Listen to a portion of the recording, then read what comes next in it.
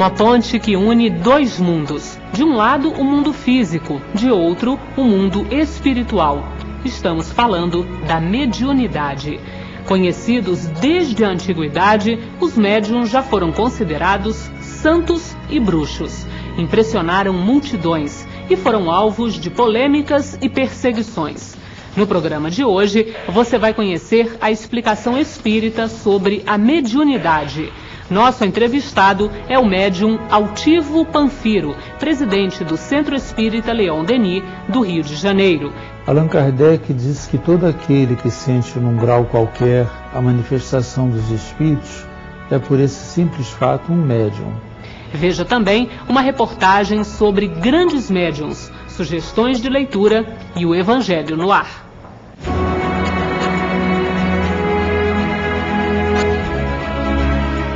Agora o 4º Congresso Espírita Mundial já pode ser visto em casa. As solenidades e palestras do Encontro de Paris estão em um DVD lançado pelo Conselho Espírita Internacional e pela Versátil Home Video. Você vai ver depoimentos de espíritas de vários países, o lançamento do selo em homenagem a Allan Kardec e muita emoção.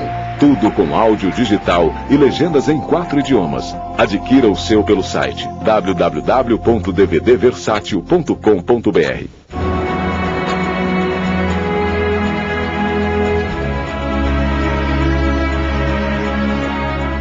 Eles estão presentes na história de todos os povos e em todas as épocas. Se em alguns momentos foram considerados santos, em outros foram vistos como demônios. São os médiuns. Eles são o tema da reportagem que você vai ver a seguir. Divaldo Pereira Franco, médium espírita. 50 países visitados, 7 milhões de livros vendidos, mais de 10 mil palestras. Os números superlativos deste médium baiano impressionam, bem como sua jovialidade. Nem sempre foi assim. Para Divaldo, como para milhares de outros médiuns, o aparecimento da mediunidade trouxe muito sofrimento e conflitos. O médium baiano teve de abrir mão de muitas coisas, inclusive de uma vida familiar, a fim de se dedicar à divulgação do espiritismo. Hoje ele mantém em Salvador uma obra social que já ofereceu cidadania e promoção social a mais de 30 mil crianças. Outro médium que teve a vida desapropriada foi Francisco Cândido Xavier, que psicografou 400 livros e milhares de mensagens. Chico Xavier desencarnou pobre aos 92 anos de idade, pois doou todo o direito autoral de seus livros para instituições beneficentes. Sua vida foi um exemplo de caridade e amor ao próximo.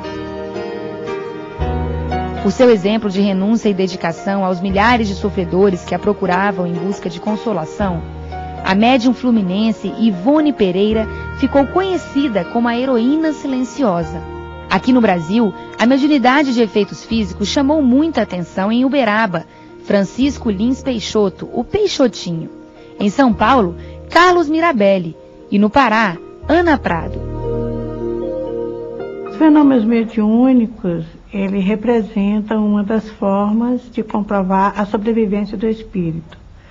Ou seja, o corpo morre e o espírito sobrevive no além-túmulo.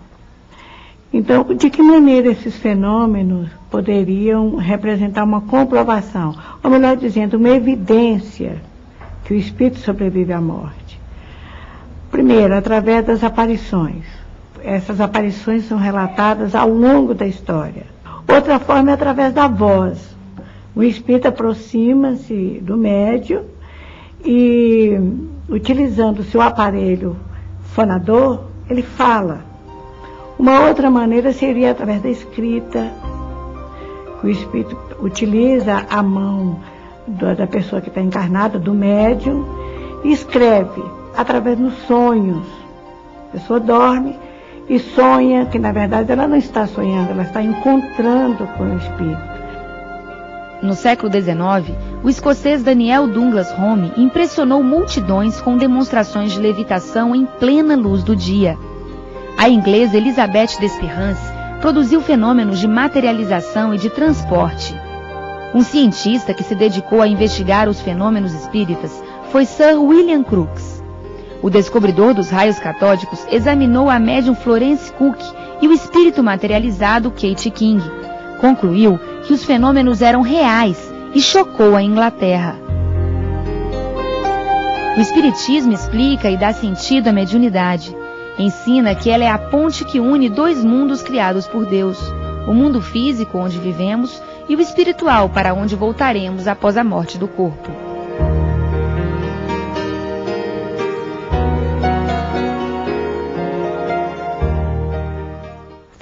Para falar mais sobre a mediunidade, a equipe do Terceira Revelação foi ao Rio de Janeiro para ouvir Altivo Panfiro, presidente do Centro Espírita Leon Denis. Confira a entrevista concedida a Daniel Amador. Altivo, o que é a mediunidade? É a capacidade que o homem tem de perceber o plano espiritual. Allan Kardec diz que todo aquele que sente num grau qualquer a manifestação dos espíritos é por esse simples fato um médium. Mas ele mesmo assevera que somente se classifica como médiums aquele cuja manifestação é bastante ostensiva, bastante claro, que não deixa dúvidas. Mas nós somos médiuns a partir do momento que percebemos o mundo espiritual. Então podemos ter percepções, podemos ter sinais, às vezes leves impressões, às vezes audições. De um modo geral, todos esses fenômenos podem ser classificados como fenômenos mediúnicos. Embora, normalmente, volto a dizer, com Kardec, que se só classifica como médium aquele cujos fenômenos são bastante evidentes. E para que serve a mediunidade? Bom, a mediunidade faz parte do progresso do homem. O corpo do homem está cada vez se tornando mais sensível. O homem de hoje é muito mais sensível e muito mais suscetível de receber impressões do que o homem da Idade da Pedra, por exemplo. Nós já temos uma vida mental, já temos uma noção de que sobrevivemos, enquanto que o homem da Idade da Pedra, a vida era toda material, não propensa, portanto, à percepção do mundo espiritual. O fato da mediunidade chegar aos dias de hoje, ela decorre do próprio progresso da humanidade. Então o homem, quando ele percebe que existe um plano espiritual após a vida dele, ele começa a ver que ele também um dia vai fazer parte desse mundo espiritual. E ele passa a ter cuidado com os seus atos, ele começa a valorizar a vida dos outros, porque ele sabe que todos nós um dia faremos parte de uma outra civilização, a civilização do espírito. Se fala em mistificação ou em charlatanismo, é possível diferenciar um médium verdadeiro e de um mistificador? Pode. O mistificador sempre procura enganar, enquanto que o médium verdadeiro, mesmo quando ele traz mensagens que a gente ponha dúvidas, quando ele traz mensagens que a gente sente que não são as mais perfeitas, nós sentimos que há mediunidade. Às vezes são vítimas de espíritos brincalhões, às vezes são vítimas de espíritos enganadores, mas a gente sente que há mediunidade ali. Já o mistificador, ele tenta enganar, ele age no sentido de enganar os outros. O médium, mesmo quando ele erra, ele não está com o sentido de enganar. Ele está apenas recebendo a impressão de um espírito não correto, de um espírito não perfeito, de um espírito que está querendo se apresentar como sendo quem não é realmente. E o mistificador não, o mistificador está querendo enganar mesmo, ele tem a ideia de dizer uma coisa que não é. Então, os espíritos podem enganar os médiuns também? Os espíritos também podem enganar. Como é que isso acontece? O médium não percebe? Como é que funciona? Não, o médium nem sempre percebe que ele está sendo enganado. Por que ele não percebe? Justamente porque ele está fascinado, ele está envolvido pela ideia de um espírito enganador. Quando o médium é atento, quando o médium ele ouve, ele submete as suas produções mediúnicas a outras pessoas, quando o médium trabalha os próprios sentimentos, ele só se liga a bons espíritos, então ele não precisa ter medo de trabalhar, porque se houver algum erro, ele corrige numa outra comunicação. Mas já o mistificado, o médium fascinado, ele não admite que possa ser corrigido. Então ele começa a entrar numa faixa perigosa. E qual é a faixa? De agir sem critério. O médium criterioso, o médium que sabe que ele pode errar, o médium atento à sua mediunidade, ele até percebe que ele foi enganado, mas ele percebe. Aí ele se corrige para outra sessão, para outro fenômeno, ele se corrige através do tempo. O médium está sempre desenvolvendo a sua capacidade de sensibilidade, mas acima de tudo ele está desenvolvendo o seu sentido de crítica. Nós vamos continuar falando sobre esse trabalho de desenvolvimento do médium, mas depois do intervalo, é só um minuto, nós já voltamos.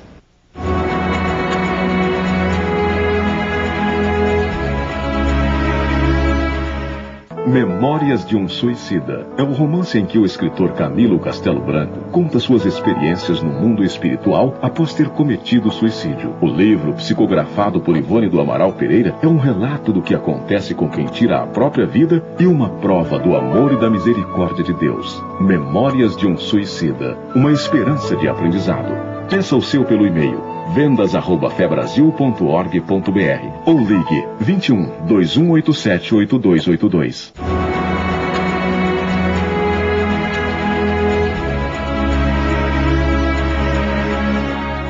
Voltamos agora a conversar com Altivo Panfiro, presidente do Centro Espírita Leon Denis, do Rio de Janeiro. Altivo, como que pode ser feito esse desenvolvimento, essa educação da mediunidade?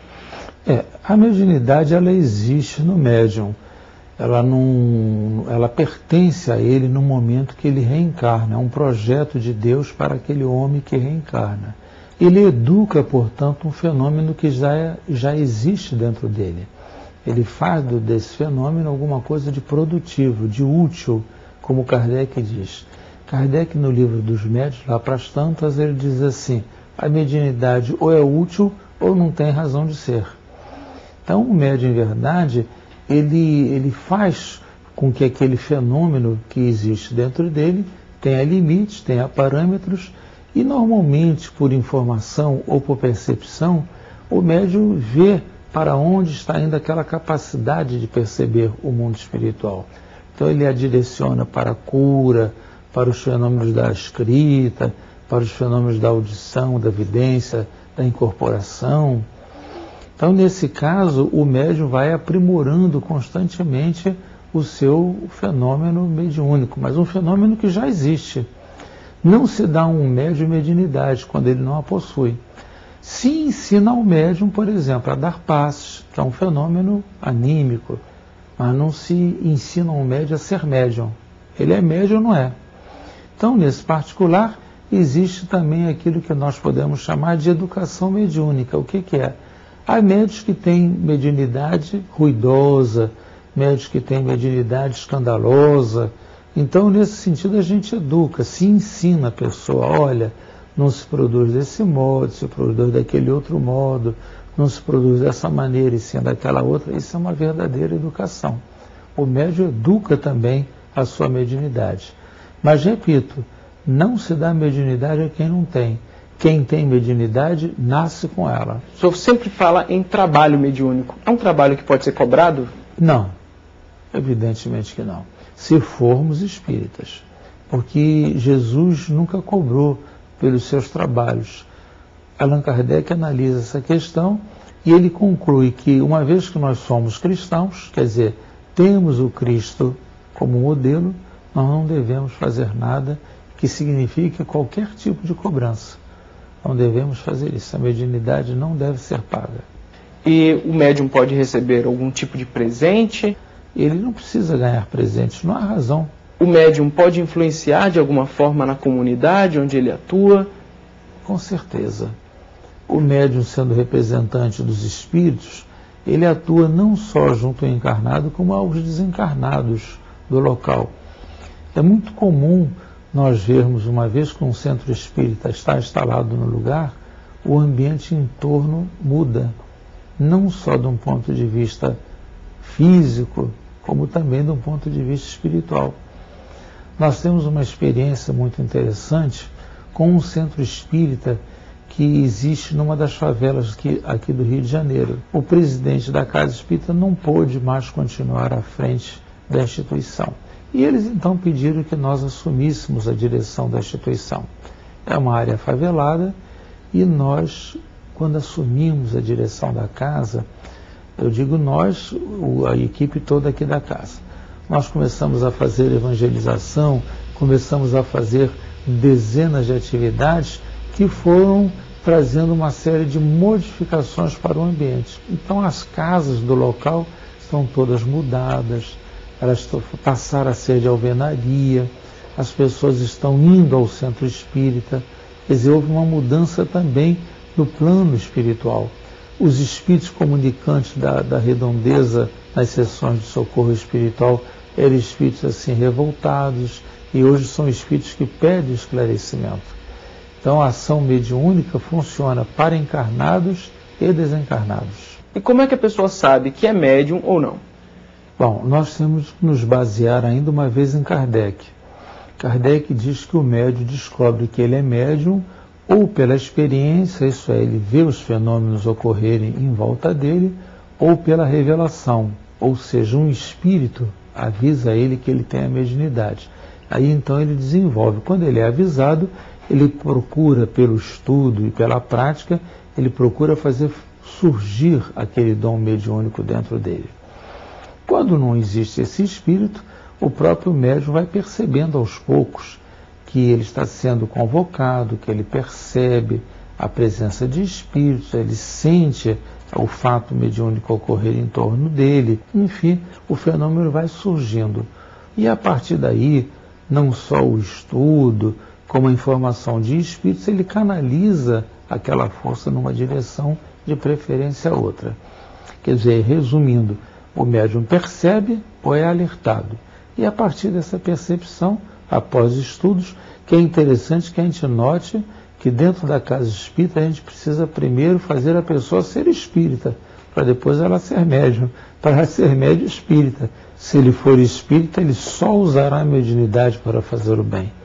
Quando ele não é espírita, até por desconhecer, ele usa a mediunidade para outras coisas. Então ele pode perfeitamente ser enganado, achar que pode, por exemplo, cobrar, que não existe nada demais. Então essas pessoas não são espíritas. Elas dizem que são médiuns, e são realmente, mas não são espíritas. Existe uma idade certa para ter essa revelação ou para se descobrir médium? Não existe idade certa, não. Mas normalmente a mediunidade surge numa idade em que a pessoa está mais estável do ponto de vista emocional, de um ponto de vista financeiro. É quando surge a mediunidade para a produção de algum fenômeno, para um serviço contínuo em uma casa espírita. Mas na criança também pode surgir fenômenos mediúnicos, como existe no idoso. Há pessoas que a mediunidade parece que só surgem quando elas já estão quase que idosas, aparentemente sem condições mais de produzir. E, no entanto, aqui na casa nós temos médiuns idosos que começam a trabalhar depois de 60, 70 anos e estão muito bem, produzindo fenômenos assim muito interessantes. Não existe idade, o resumo é isso, não existe idade para esse mistério. Muito obrigado. Estamos sempre às ordens aqui.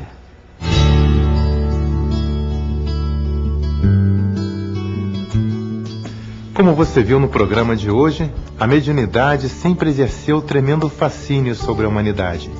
Em diversos povos e em épocas e religiões diferentes, os médiuns obtiveram destaque porque se relacionavam diretamente com o mundo invisível. Mas profetas, xamãs, bruxos e santos, na maioria das vezes, nada mais eram que homens que utilizavam a mediunidade de acordo com sua evolução moral. Intermediários entre os espíritos e os homens, os médiuns não têm poderes especiais. Eles recebem a faculdade mediúnica para fazer o bem, oferecer esperança e consolação e semear a paz.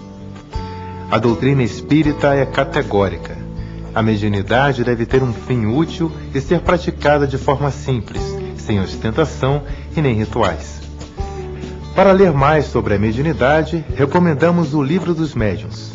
Essa obra, organizada por Allan Kardec, é básica para conhecer a visão do Espiritismo sobre esse assunto. Outra obra que vale a pena conhecer é Diretrizes de Segurança. O livro é um diálogo com os médiuns Divaldo Franco e Raul Teixeira em torno das múltiplas questões sobre a mediunidade. Uma ótima leitura para você e até a próxima semana.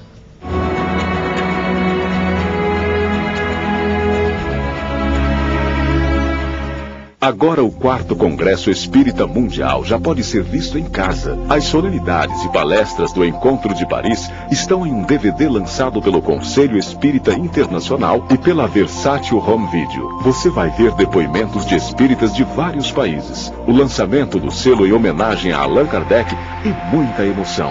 Tudo com áudio digital e legendas em 4 idiomas. Adquira o seu pelo site www.dvdversatil.com.br.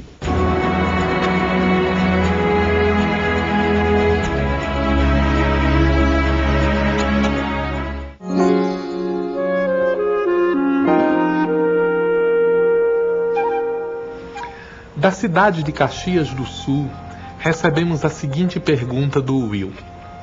Gostaria de saber se o diabo existe. O Espiritismo fala que não, mas o que é o obsessor? Existe o inferno? O Espiritismo diz que não. O que é então o umbral? Will, o Espiritismo nos esclarece que não existe uma entidade eternamente dedicada à prática do mal e que compete com Deus pelo domínio sobre as almas. O obsessor, que nada mais é do que um espírito que transitoriamente, por não compreender ainda a grandiosidade da lei divina, ainda atém-se à prática do mal. E o que é o mal dentro da visão do Espiritismo? É tudo aquilo que é contrário à lei da natureza, à lei natural. O indivíduo, quando pratica o mal, desdobra uma reação da própria natureza contra a sua própria atitude, e é este episódio que o faz aprender que não é producente em seu próprio benefício a prática do mal, ou seja, de tudo aquilo que é contrário à lei da natureza. Esses espíritos, transitoriamente situados na condição de espíritos malfazejos ou obsessores, também terão a oportunidade de refazer os seus caminhos. Quando a criatura está incomodada dentro de si mesmo por sua consciência ou pela sua prática, ela experimenta um índice de infelicidade própria que é reconhecido como o inferno interior. O Espiritismo nos esclarece quanto à não existência de um lugar especial reservado exclusivamente para sofrimento e tormenta das almas que estão ainda afeitas à prática do mal, e diz-nos que o inferno é uma condição interior, uma condição de intranquilidade experimentada na terra ou fora dela no mundo espiritual.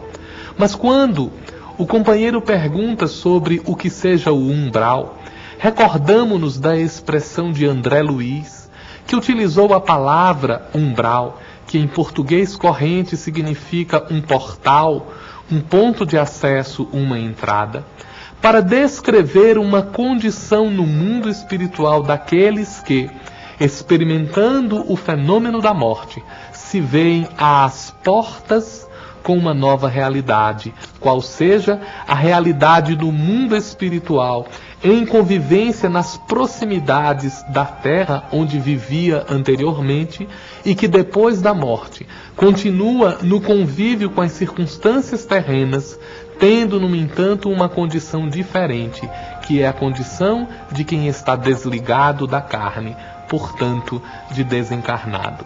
Este, o sentido do umbral que não corresponde ao inferno. Este, o significado de obsessor que não corresponde ao conceito do diabo.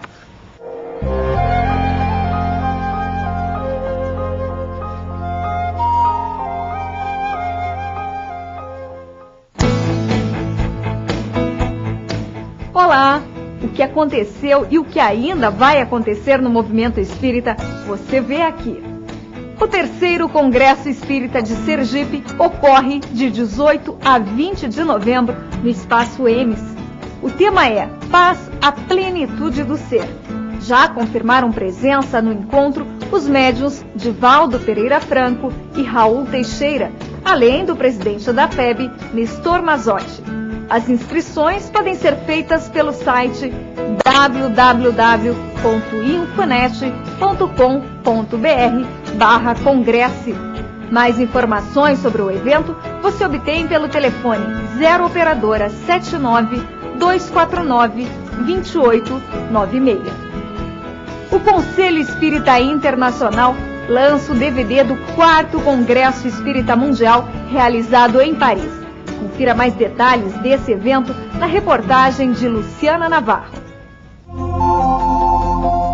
Quem não pôde participar do 4º Congresso Espírita Mundial, realizado em outubro do ano passado em Paris, ou mesmo quem foi até lá e quer rever os melhores momentos, poderá adquirir a partir deste mês o DVD duplo especial do congresso, realizado em homenagem ao bicentenário de nascimento de Allan Kardec.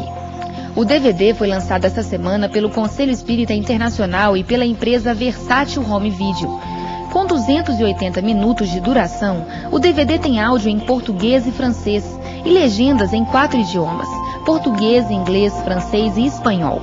Nos extras, há vídeos sobre Kardec e sua época em Paris, imagens de Lyon durante a inauguração do monumento e da placa comemorativa próximas ao local onde Kardec nasceu, e a exposição Lyon Coração do Espiritismo, realizada de 15 de outubro do ano passado a 15 de janeiro de 2005, na Biblioteca Pública de Lyon.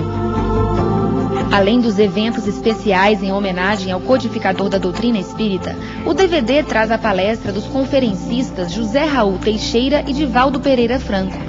As imagens mostram também o médium Divaldo Franco psicografando mensagem invertida em francês do espírito Leon Denis. O Conselho Espírita Internacional editou também todas as palestras do Congresso de Paris. São 13 DVDs que podem ser pedidos pelo site www.dvdversátil.com.br. As 29 palestras do Congresso Mundial podem ser adquiridas também separadamente pelo telefone 11 3670 1970. E a partir de hoje, você confere nos intervalos do nosso programa um comercial do DVD do 4º Congresso Espírita Mundial. Uma boa semana e fique com Deus.